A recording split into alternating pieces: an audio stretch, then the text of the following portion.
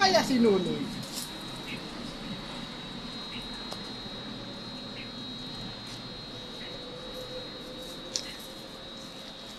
Nunoy! Okay. Amo, manager. Ayan ka, ano ka pala? O, kamusta yung trabaho natin? What? Okay, engineer, ano, manager. Okay naman. Ay, pala kayo nagtatanong.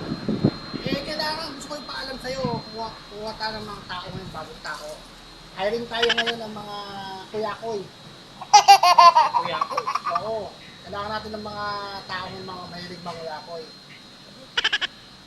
Yan ang pagkakataon ng mga kuya ko na kapagtrabaho ngayon.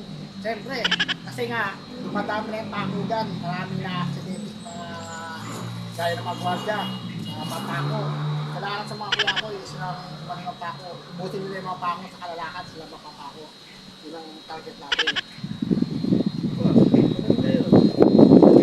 Ganda na yan natin mga mga papo. Oo. Saka kailangan, para makakuha tayo ng mga mangunguyako ng manggagawa, bigyan natin ng 900. Pwede na ba yun? Yan. Adi, oo.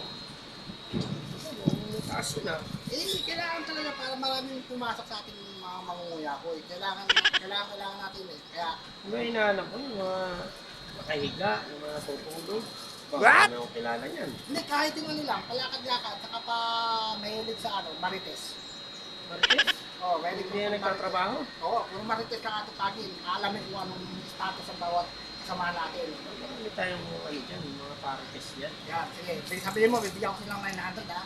Baka, sige, itutuwain mo yun. Libre merienda na. Libre merienda. Pati tanghali. Wow. Yan.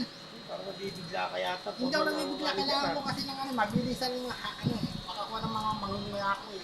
Ganyan tayo kagalang ngayon.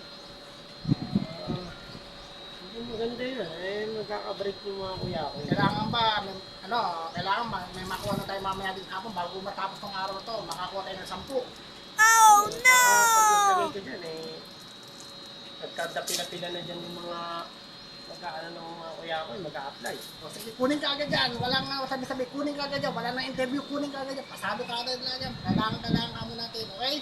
Okay. Sige, kasama mo manager eh. Mamaya magpastig ka na para mamaya mag-umpisa na natin ka tayo.